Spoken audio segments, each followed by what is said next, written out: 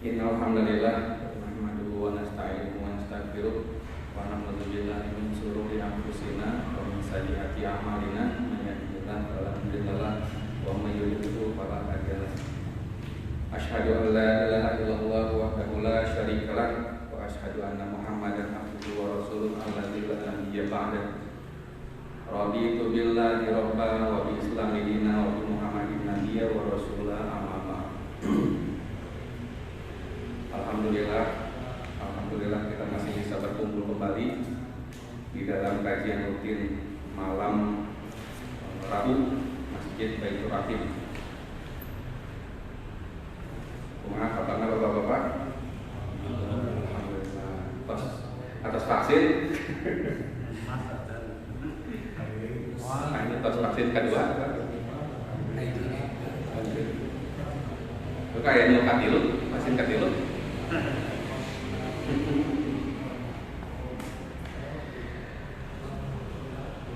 Insya Allah malam ini kita akan kembali membahas tentang kajian senologi.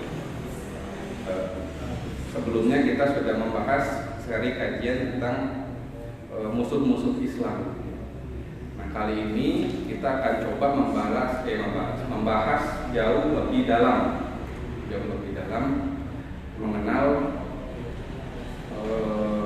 musuh-musuh Islam tadi dan kaitannya dengan khurujud Dajjal nanti di akhir zaman.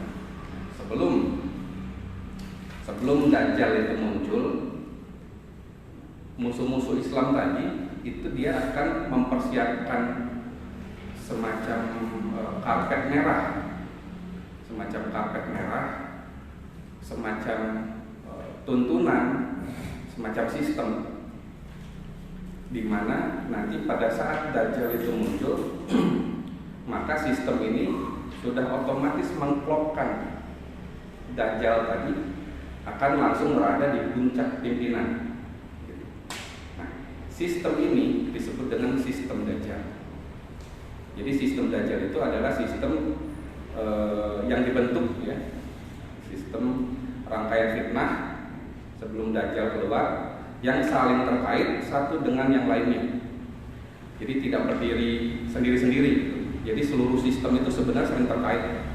Jadi musuh-musuh Islam yang kita bahas di kajian-kajian sebelumnya itu saling bersinergi, bekerja sama untuk membentuk suatu sistem yang disebut dengan sistem Dajjal tadi.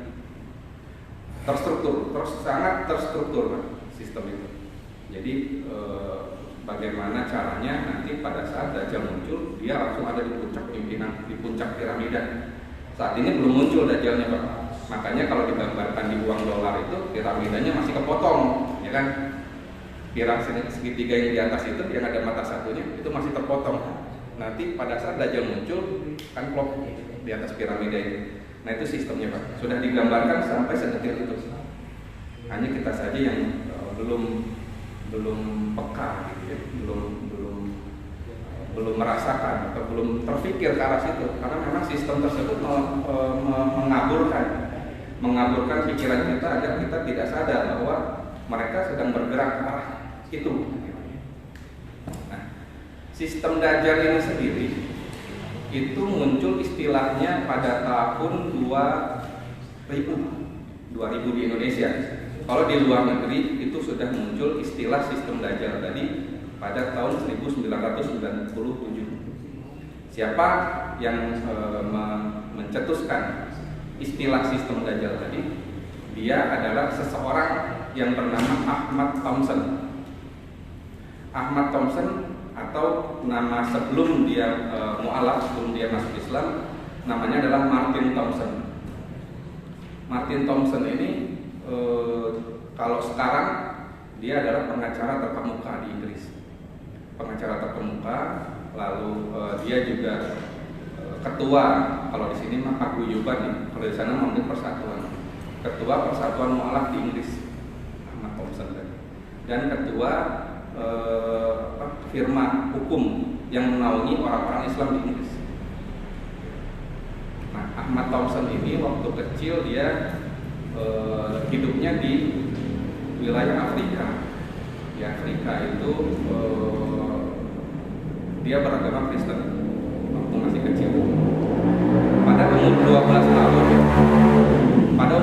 tahun dia mulai mencari jati diri. Anak umur 12 tahun mulai mencari jati diri mengenai agamanya. Gitu, kan. Kalau di sini anak umur 12 tahun ngapain, Pak?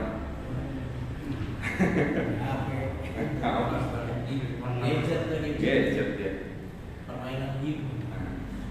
Ahmad Thompson umur 12 tahun dia sudah mulai mencari jati diri agamanya. Gitu. Mulai berpikir kalau misalnya Tuhan itu menaungi seluruh agama, mengapa hanya orang kulit putih saja yang boleh masuk gereja pada waktu itu di Afrika? Orang kulit hitam harus ada di luar gereja kalau mau beribadah. Gitu. Nah, sudah ada perbedaan-perbedaan seperti itu. Gitu. Nah, akhirnya dia bertemu dengan seorang saya lupa namanya, Syekh, bertemu dengan seorang Syekh. Nah, akhirnya dia menemukan bahwa agama yang paling benar itu adalah Islam. Akhirnya dia masuk Islam 38 tahun yang lalu dari sekarang. Tahun berapa? Nah, tahun 1997 dia mengeluarkan atau mencetak buku, mengeluarkan buku yang berjudul Dajjal the Antichrist tahun 97. Tahun 2000 diterjemahkan ke dalam bahasa Indonesia. Di penerbitnya di Bandung. Dipasarkan 2000, 2001, 2002 ke sana, 2002 ke sini, berarti ya. 2002 ke sininya hilang bukunya, Pak. Tidak ada di toko buku. Tidak ada, bahkan di emperan-emperan itu tidak ada bukunya. Buku sistem Dajjal tadi. Jadi Dajjal dan Antichrist tadi diterjemahkan ke dalam Indonesia, artinya sistem Dajjal. Nah, tahun 2013 mulai ada lagi bukunya, tetapi dalam bentuk soft copy. Gitu. Soft copy. Nanti kalau misalnya ada yang berminat, nanti saya kirimin buku. Saya bisa share bukunya. Nah, di dalam buku tersebut Ahmad Thompson menggambarkan Dajjal itu di dalam dirinya ada Trinitas. Trinitas di dalam diri Dajjal. Yang pertama, Dajjal sebagai oknum, artinya fisiknya, fisik Dajjal itu sendiri. Yang kedua, Dajjal sebagai gejala sosial budaya. Yang ketiga, Dajjal sebagai kekuatan gaib. Nah, jadi ini ada 3 bahasan nantinya Pak ke depannya, Pak. Dajjal sebagai oknum itu akan membahas tentang kapan Dajjal itu muncul, kapan Dajjal, ya asal muasal Dajjal itu bagaimana, lahirnya di mana sampai nanti kemunculannya. Nah, yang kedua, kalau yang sebagai gejala sosial budaya ini itu akan menitik beratkan dengan tema kita sekarang ini, yang sistem Dajjal. Jadi Dajjal sebagai gejala sosial budaya. Nah, yang ketiga, Dajjal sebagai kekuatan gaib. Itu nanti akan membahas bagaimana setelah Dajjal itu muncul. Karena Dajjal itu nanti tidak akan menggunakan teknologi seperti yang sekarang digunakan, Pak. Teknologi yang sekarang ada itu nanti akan musnah. Artinya nanti Dajjal akan mempengaruhi umat manusia itu dengan sihir. Nanti yang masuk nanti ke kekuatan gaib.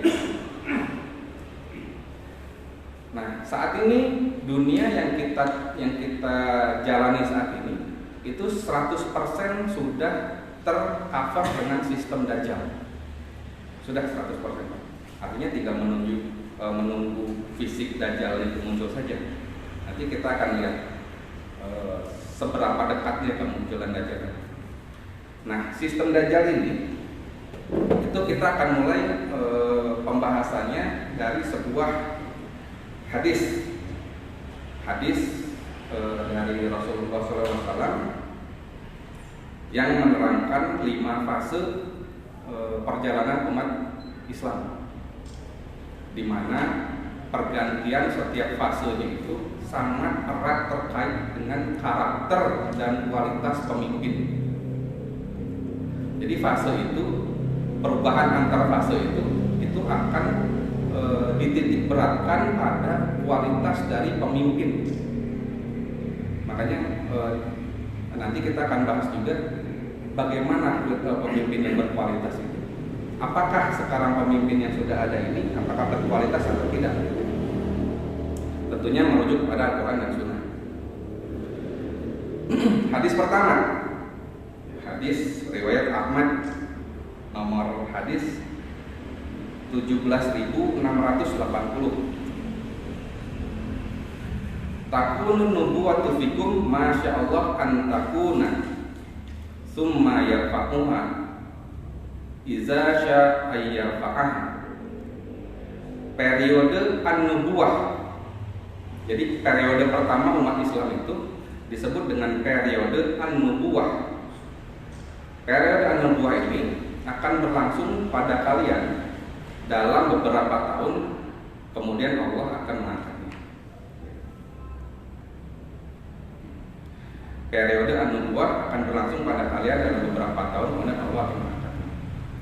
Nah, pada periode ini, periode pertama ini, periode an-nubuwah, generasi umat Islam awal itu dipimpin langsung oleh sebaik-baiknya pemimpin yang ada di muka bumi, yaitu Muhammad Sallallahu Alaihi Wasallam. Langsung dipimpin oleh Nabi. Babak pertama ini hanya berlangsung selama 23 tahun. 23 tahun semenjak Nabi diutus pada umur 40 tahun sampai Nabi wafat pada umur 63 tahun. Fase pertama ini itu terbagi menjadi dua fase. Atau kalau di kaset itu ada side A, side B ya. Nah, yang pertama itu fase Mekah atau Fatrah Mekah. Itu berlangsung selama 13 tahun. Berlangsung selama 13 tahun di Mekah. Nah, selama 13 tahun itu Nabi berfokus kepada pemantapan akidah. Jadi akidah para sahabat itu dikuatkan, diteguhkan di 13 tahun pertama. 3 tahun awal secara sembunyi-sembunyi, 10 tahun berikutnya secara terang-terangan. Nah, yang fase side back atau side keduanya atau masa keduanya itu disebut dengan fase Madinah atau Fatrah Madinah. Itu berlangsung selama 10 tahun, dimulai semenjak Nabi hijrah ke Madinah. Berfokus pada penerapan fikih dan hukum-hukum Islam.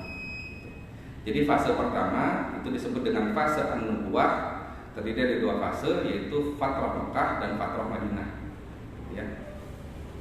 Nah, lalu masuk ke fase kedua. Summa takunu khilafatan ala min hajin nubuwati fatakunu masyaallahu an takuna summa yarfa'uha iza sya'allahu ayyarhaquha. Setelah itu datang periode khilafatun ala min hajin nubuwah atau kekhilafahan atas manhaj kenabian selama beberapa masa hingga Allah Ta'ala mengangkatnya. Nah, jadi di fase kedua ini umat Islam itu dipimpin oleh para sahabat, dipimpin oleh para sahabat pilihan yang dijuluki dengan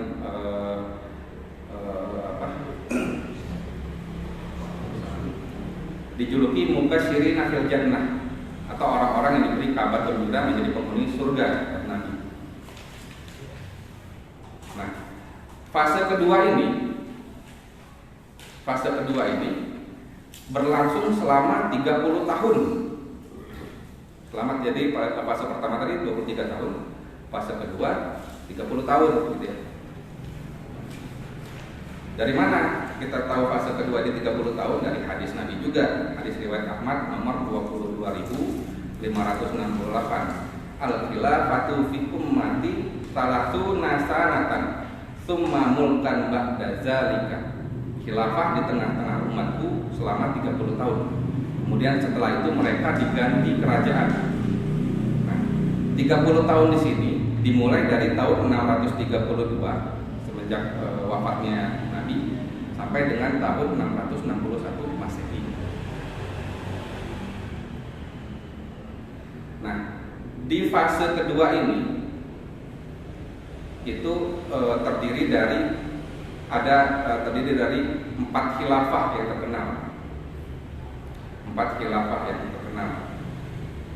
Yang pertama pada tahun 632 sampai 634 itu umat Islam dipimpin oleh Khalifah Abu Bakar As-Siddiq selama 2 tahun 3 bulan. Abu Bakar wafat, diganti oleh Khalifah Umar bin Khattab selama 10 tahun 6 bulan, dari tahun 634 sampai 644. Umar bin Khattab wafat, diganti Utsman bin Affan selama 12 tahun pas, 644 sampai 656. Utsman wafat, diganti Ali bin Abi Thalib selama 4 tahun 9 bulan, dari tahun 656 sampai 661. Di total seluruhnya itu ada 29 tahun 5 bulan atau 30 tahun kurang 7 bulan. Nah, 7 bulan itu digenapi dengan kepemimpinan anaknya Ali bin Abi Thalib, yaitu Hasan bin Ali, selama 7 bulan pas. Jadi genap 30 tahun. Jadi dari tadi Nabi menyebut bahwa fase kedua ini berlangsung selama 30 tahun, itu digenapkan oleh Hasan bin Ali. Nantinya dari Hasan bin Ali ini akan muncul keturunan Nabi di akhir zaman yang kita kenal dengan Imam Mahdi. Itu fase kedua. Fase ketiga disebut dengan Mulkan Adon atau raja-raja yang memimpin. Tsumma takunu mulkan adon fayakunu masyaallah ayakuna tsumma yarfa'uha iza sya ayyafa'ah. Babak kepemimpinan di fase ketiga ini itu dipimpin umat Islam, dipimpin oleh penguasa yang tetap digelari khalifah. Penguasa yang tetap digelari sebagai khalifah. Sistem bernegaranya juga tetap disebut dengan khilafah. Karena apa? Karena Al-Quran dan Sunnah tetap dijunjung tinggi sebagai sumber hukum. Nah, sayangnya pergantian antar khalifah itu ditandai dengan sistem dinasti. Makanya tadi kata Nabi, setelah fase kedua selesai akan diganti dengan fase kerajaan. Fase kerajaan. Jadi pergantian pertanda fase kerajaan tadi ditandai dengan pergantian dari antar satu khalifah dengan khalifah yang lain, itu ditandai dengan sistem dinasti. Artinya kekuasaan itu beredar di kalangan keluarga tertentu. Jadi kalau seorang khalifah meninggal, maka penerusnya bisa jadi anaknya, bisa jadi keponakannya, bisa jadi mungkin langsung ke cucunya. Jadi beredar di keluarga saja. Nah, khalifah yang terkenal itu banyak. Ada dinasti Umayyah, ada dinasti Abbasiyah, ada dinasti Ayyubiyah yang Salahuddin Al-Ayyubi itu dinasti Ayyubiyah, ada dinasti Utsmaniyah, banyak lain-lain. Nah, fase ketiga ini berlangsung sangat lama, Pak.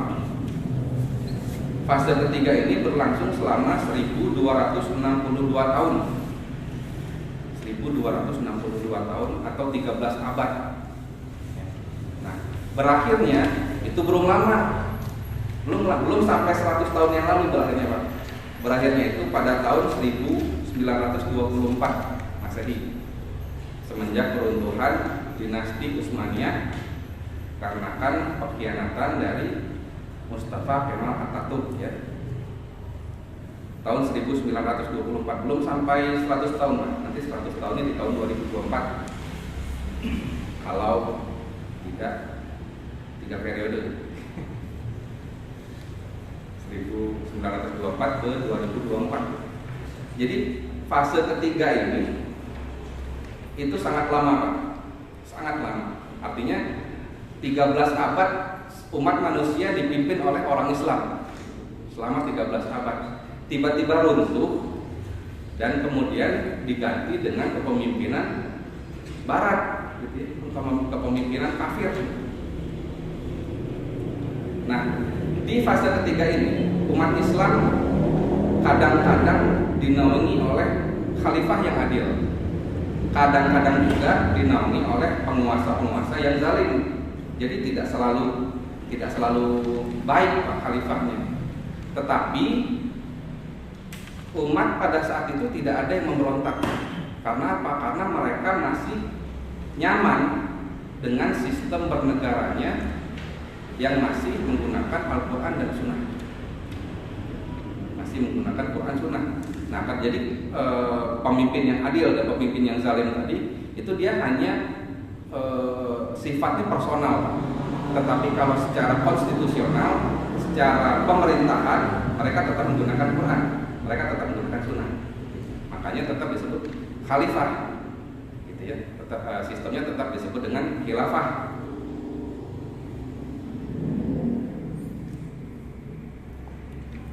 Sebagaimana yang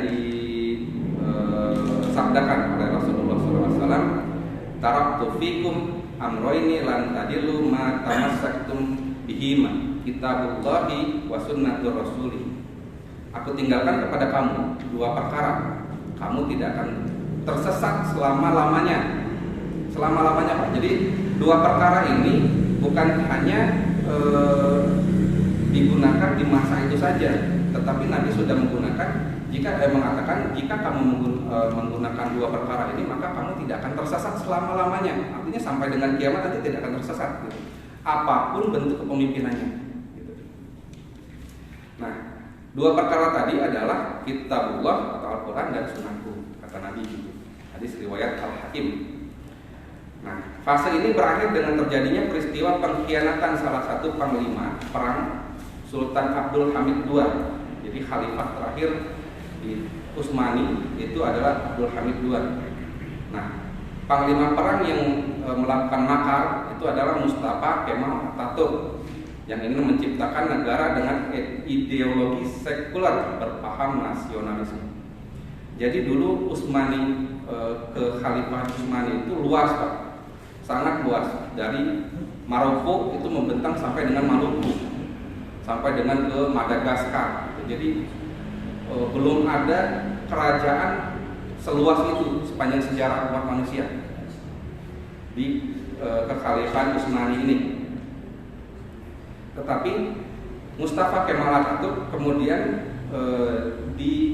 dihasut oleh Barat, dan akhirnya dia menguasai negara hanya sekecil Turki. Kan aneh, Pak, melepaskan negara yang sangat kekuasaan yang sangat luas, lalu berganti dengan negara yang sekecil Turki saja, gitu. Selebihnya kemana? Selebihnya dipecah-pecah lagi, dan nanti semuanya akan bernaung di bawah PBB yang katanya melindungi seluruh negara. Kenyataannya tidak ada negara yang dilindungi kecuali negara Arab. Nah, akibatnya runtuhlah khalifah atau khilafah terakhir, dan umat Islam masuk ke fase keempat tahun 1924 bulan Maret, masuk ke fase keempat. Fase keempat ini disebut dengan mulkan jabariyah. Tsumma takunu mulkan jabariyan fatakunu masyaallahu an takuna tsumma yarfa'uha idza syaa ayyarfa'aha. Fase di mana para pemimpin melepaskan diri dari Quran dan Sunnah. Nah, jadi fase pentingnya di sini, Pak. Fase di mana para penguasa melepaskan diri dari Quran dan Sunnah. Artinya apa? Artinya tidak dipakai lagi Quran dan Sunnah, karena mereka sudah sekuler. Sekuler itu apa? Sekuler itu memisahkan antara urusan agama dengan urusan pemerintahan yang dipakai sampai sekarang. Urusan agama dengan urusan pemerintahan dipisah. Agama hanya ada di masjid. Agama hanya ada di masjid. Di luar masjid sudah pakai pemerintahan. Makanya disebut dengan para penguasa yang memaksakan kehendak. Mulkan Jabarian itu para penguasa yang memaksakan kehendak. Jadi memaksakan kehendaknya sendiri di atas kehendak Allah. Makanya disebut dengan Mulkan Jabarian, para penguasa yang memaksakan kehendak. Nah, di fase keempat ini umat Islam babak belur. Umat Islam babak belur. Suka tidak suka, ya, rela tidak rela, ridho tidak ridho, umat Islam babak belur di fase keempat ini. Ya, terasa tidak, Pak? Terasa ya? Babak darah umat Islam. Darah yang paling murah itu darah umat Islam. Nah, fase ini mirip dengan fase awal, fase kenabian. Fase kenabian jilid 1, fase kenabian Said A. Artinya pada saat Nabi masih berada di Mekah. Pada saat Nabi berada di Mekah, keadaannya sama seperti sekarang. Sahabat disiksa, sahabat dipersekusi, sahabat dimarginalisasi. Tetapi itu hanya dalam lingkup lokal Mekah atau mungkin paling luas Jazirah Arab. Nah, kalau sekarang lingkupnya sudah global, sudah mendunia, mundial, gitu Pak. Jadi benar-benar terstruktur sistemnya gitu. Ya.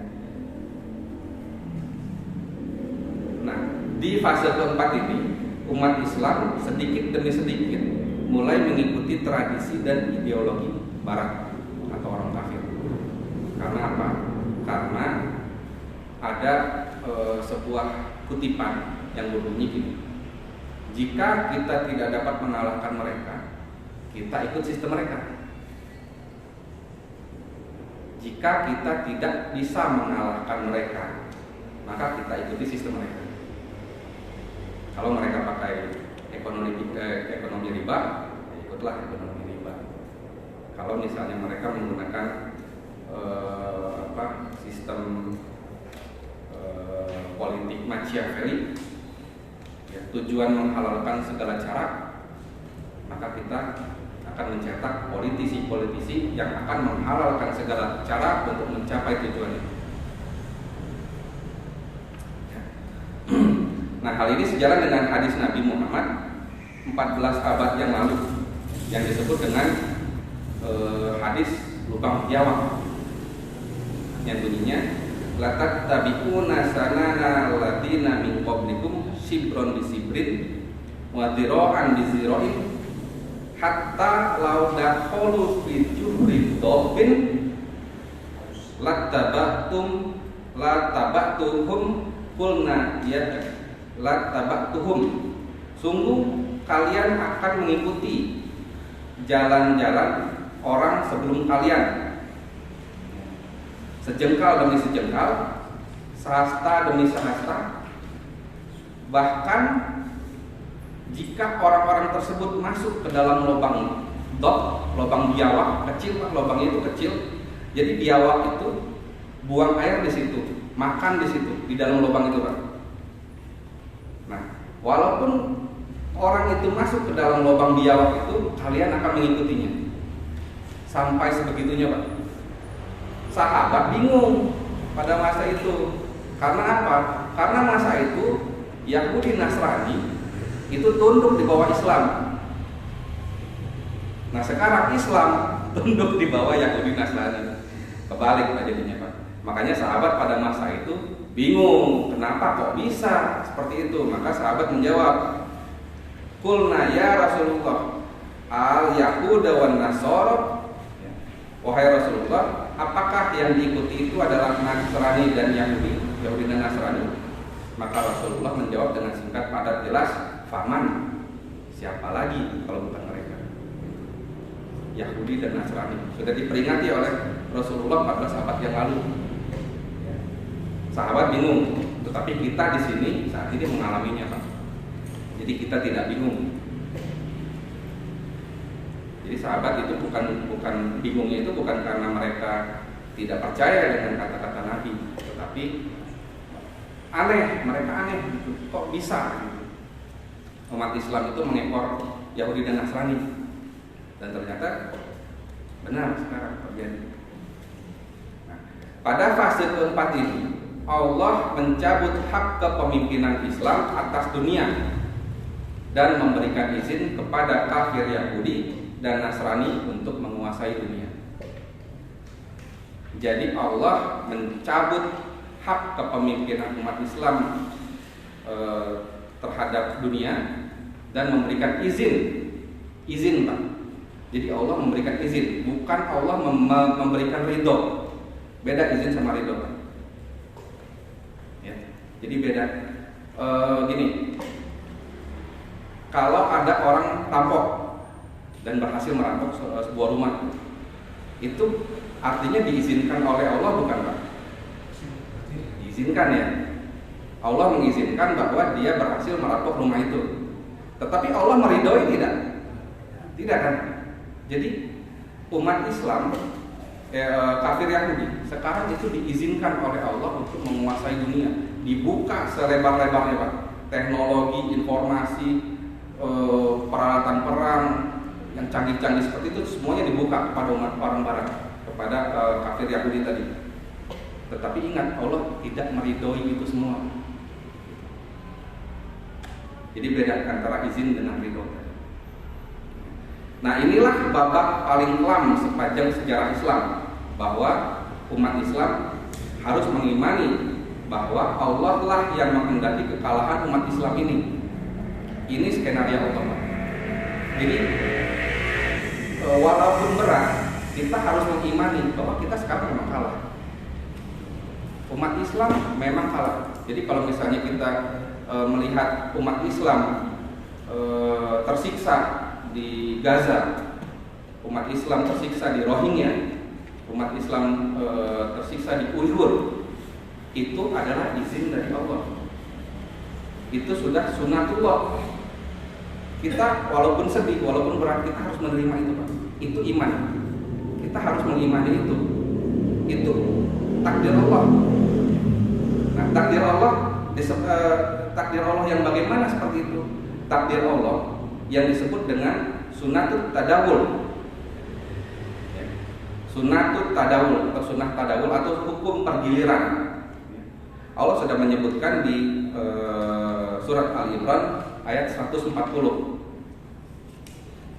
Wa tilkal ayyamu nudawiluha bainan nas wal ya'lamallahu alladziina amanu wa yattakhidha minkum syuhada wallahu la yuhibbuz zalimin.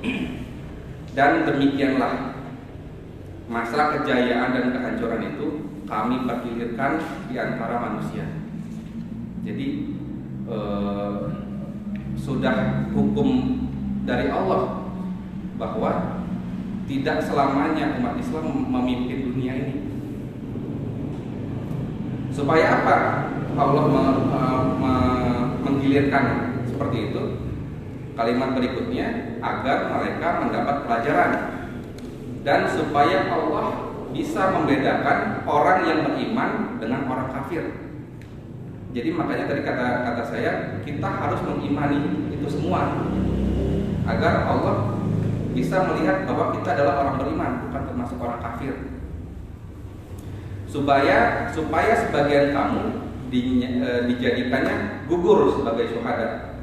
Jadi kekalahan umat Islam ini adalah kesempatan untuk kita untuk mati syahid sebenarnya. Jadi Allah memberikan kesempatan kepada kita untuk mati syahid. Wallahu la yuhibbuz zalimin, dan Allah tidak menyukai orang-orang yang zalim. Jadi bukan karena kita orang Islam, bukan karena kita orang beriman, maka kita harus menang terus, bukan begitu Pak. Jadi kemenangan dan kekalahan itu bukan tergantung kita orang Islam atau kita orang berimannya atau bukan seperti itu. Karena Allah sudah menetapkan hukum atau sunnah yang disebut dengan sunnah tadawul tadi. Jadi saat kita masih hidup di dunia, selama kita masih hidup di dunia, maka sebenarnya kalau misalnya kita mengikuti sunnah tadawul tadi, tidak ada yang harus dikhawatirkan. Tidak ada sebenarnya masalah yang serius di dunia ini, karena itu sudah sunatullah. Kalau misalnya kita melihat dari sisi tauhidnya, maka kita akan tenang menjalani hidup ini. Seorang syekh dari Mesir berkata, tidak ada masalah di dunia ini. Satu-satunya masalah adalah saat kita tertolak dari surga. Satu-satunya masalah adalah saat kita tertolak dari surga. Cuma satu masalahnya Pak. Jadi tidak ada masalah di dunia ini sebenarnya. Imam Ahmad pada saat beliau sedang sekaratul maut, ya, beliau didatangi oleh setan. setan mendatangi Imam Ahmad pada saat beliau sedang sakaratul maut dengan gestur sambil gigit jari, Pak. Lalu setan tersebut berbicara, "Ya Ahmad, saya akui saya kalah dan engkau menang." Jadi setan mengaku kalah pada saat Imam Ahmad sedang sakaratul maut. Lalu Imam Ahmad menjawab, "Oh tidak, tidak. Pertarungan antara aku dan engkau itu tidak akan pernah selesai sampai kaki kananku menginjak surga," kata Imam Ahmad begitu. Bahkan sampai dengan sakaratul maut kita perperangan antara manusia dengan setan itu tidak akan pernah selesai. Nah, maka Allah memberikan beberapa tips atau beberapa apa ya namanya, tips itu bahasa Indonesianya apa? Kiat.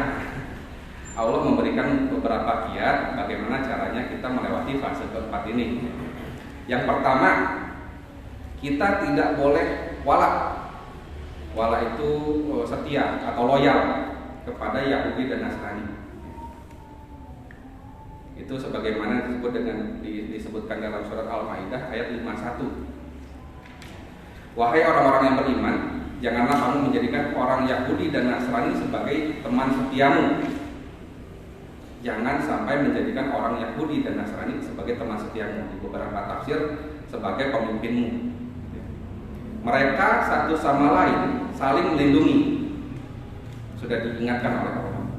Barang siapa di antara kamu yang menjadikan mereka teman setia, maka sesungguhnya dia termasuk golongan mereka. Barang siapa yang menjadikan Nasrani dan Yahudi sebagai teman setia atau pemimpin, maka sesungguhnya dia termasuk golongan mereka, kata Allah begitu, Pak. Jadi kalau ada yang bilang siapa aja pemimpinnya, yang penting baik lah, yang penting kita masih sholat, kita masih bisa beribadah, Allah sudah mengancam di sini. Jadi bukan saya yang bilang ya, bukan saya yang bilang. Maka sesungguhnya dia termasuk ke golongan mereka. Artinya apa? Artinya masuk ke Yahudi dan Nasrani. Artinya apa? Lepas Islamnya, Pak. Otomatis lepas Islam. Di surat Al-Baqarah ayat 120 Allah berfirman, "Dan orang-orang Yahudi dan Nasrani tidak akan rela kepadamu, wahai Muhammad, sebelum engkau mengikuti agama mereka." Nah, itu kenapa kita dilarang untuk setia dan loyal kepada kepada Nasrani dan Yahudi itu, karena mereka tidak akan berhenti menggoda kita untuk mengikuti milah mereka. Dari sahabat Adi bin Hatim radhiyallahu anhu. Adi bin Hatim ini sahabat Nabi mualaf. Lalu beliau menanyakan perihal makna dari ujung surat Al-Fatihah kepada Rasulullah. "Ya Rasulullah, man humul maghdub?"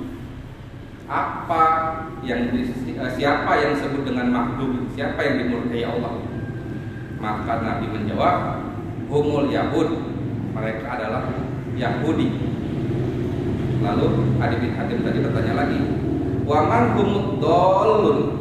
Siapa orang-orang yang tersesat ini? Maka Nabi menjawab, "Humun Nasor." Jadi sampai kita diingatkan di setiap sholat beberapa kali bahwa kita harus kita berdoa supaya tidak termasuk ke golongan maghdub dan dolun tadi, al-maghdub dan ad-dolun tadi. Nah, Ibnu Katsir dalam tafsirnya menyebutkan Yahudi itu sebagai li'an indahumul ilm ma indahumul amal. Yahudi itu banyak ilmunya tetapi tidak diamalkan. Jadi Yahudi itu pintar, Pak. Apalagi yang disebut dengan Yahudi Askenazi. Yahudi Askenazi itu adalah sumber-sumbernya orang-orang pintar, Pak. Kalau kita sebut nama ya, Bill Gates, Mark Zuckerberg, Albert Einstein, siapa lagi? pintar Pak, tetapi ilmunya itu tidak diamalkan di jalan Allah. Nah, sementara Nasrani ini ditafsirkan sebagai li'an indahumul amal ma indahumul ilm. Orang Nasrani itu banyak amalnya, tetapi tidak berlandaskan dengan ilmu. Jadi ibadah itu banyak sekali Nasrani itu. Makanya kan slogannya kan kasih, mana-mana ngasih. Tapi tidak berlandaskan dengan ilmu. Beribadah di gereja, memuja puji-pujian ya, terhadap Tuhannya dengan lagu-lagu. Pernah dengar nggak Pak kayak gitu di umat Islam? Di tempat ibadah memuji-puji Tuhan, memuji Rasul, tapi dengan lagu-lagu gitu. Pernah ada kutipan yang saya baca di Instagram itu, toa masjid itu buat azan, bukan buat nyanyi. Jadi kemana-mana. Maka umat Islam dituntut untuk bisa memadukan ilmu dan amal tadi. Supaya apa? Supaya tidak tersesat dan dimurkai Allah. Di surat Al-Maidah ayat 3, di surat Al-Maidah ayat 3 Allah sudah bersabda, al-yauma akmaltu lakum dinakum wa atmamtu alaikum nikmati wa raditu lakumul islami dinan. Pada hari ini telah kusempurnakan untuk kalian agama kalian. Pada hari tersebut, pada hari turunnya ayat ini, telah kusempurnakan untuk kalian agama kalian. Artinya apa Pak? Perlu tidak disempurnakan lagi agama ini Pak? Tidak perlu lagi kan? Tidak perlu lagi disempurnakan lagi agama itu. Sudah disempurnakan oleh Allah sebenarnya agama ini. Jadi kalau misal ada orang yang mencoba untuk menyempurnakan lagi agama ini, maka dia bertentangan dengan ayat ini, gitu ya. Logikanya. Kalau ada orang yang berusaha menyempurnakan lagi ibadahnya, maka dia bertentangan dengan ayat ini. Karena apa? Karena agama sudah pada hari ini, pada hari ayat tersebut turun, itu Allah sudah menyempurnakan agama. Dan telah kucukupkan kepada kalian nikmatku, dan telah kuridhoi Islam itu sebagai agama kalian. Disebut oleh Allah agama Islam. Nanti kita akan ada kaitannya dengan pembahasan berikutnya. Maka kata Allah kiat berikutnya, janganlah bersikap lemah, jangan sedih dan jangan berkecil hati. Di surat Ali Imran ayat 139, wala tahinu wala tahzanu wa antamul a'launa in kuntum mu'minun. Janganlah kalian bersikap lemah, jangan pula kalian bersedih hati, padahal kalian orang-orang yang paling tinggi derajatnya jika kalian orang-orang beriman. Jadi tidak boleh lemah, tidak boleh bersedih hati. Umat Islam saat ini sedang babak belur secara fisik, tetapi mental umat Islam tidak boleh ikut-ikutan babak belur. Ada tidak Pak umat Islam yang mentalnya babak belur Pak sekarang?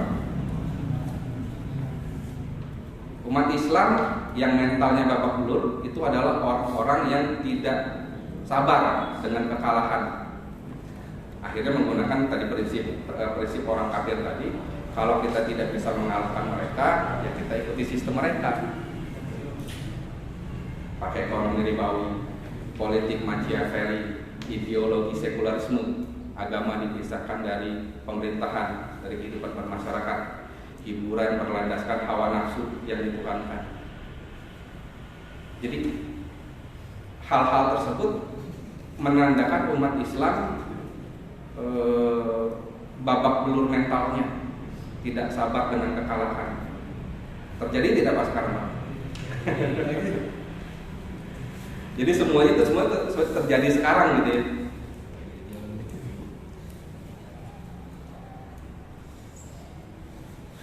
Lalu Allah bersabda lagi di Al-Baqarah 120 tadi, lanjutan tadi.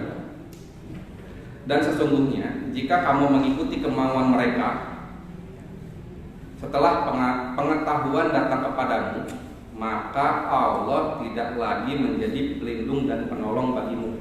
Nah, ini ayat ini penting nih, Pak. Pada masa Nabi itu umat Islam sangat termarginalisasi, disiksa sampai menderita, sangat di bawah menderita. Apa tuh? Bingung saya bahasanya. Tersara di bawah menderita. Nah, tetapi begini, yang perlu diingat, pada waktu itu Nabi sampai dengan rakyat dan dengan sahabat-sahabatnya, sampai dengan pengikut-pengikutnya, itu menyebutkan berkata, kapan pertolongan Allah ini datang? Nabi berkata gitu, Pak. Artinya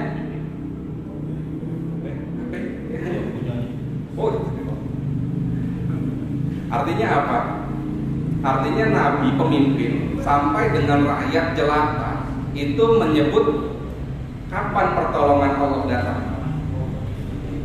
Nah, jadi kalau tadi Allah sebut, dan sesungguhnya jika kamu mengikuti kemauan mereka setelah pengetahuan datang kepadamu, maka Allah tidak lagi menjadi pelindung dan penolong bagimu. Mungkin insya Allah kita sambung ke bagian kedua nanti, Pak, ya, sistem Dajjal. Mudah-mudahan bermanfaat. Ditutup dengan doa, Rabbana atina fid dunya hasanah wa fil akhirati hasanah wa qina adzabannar.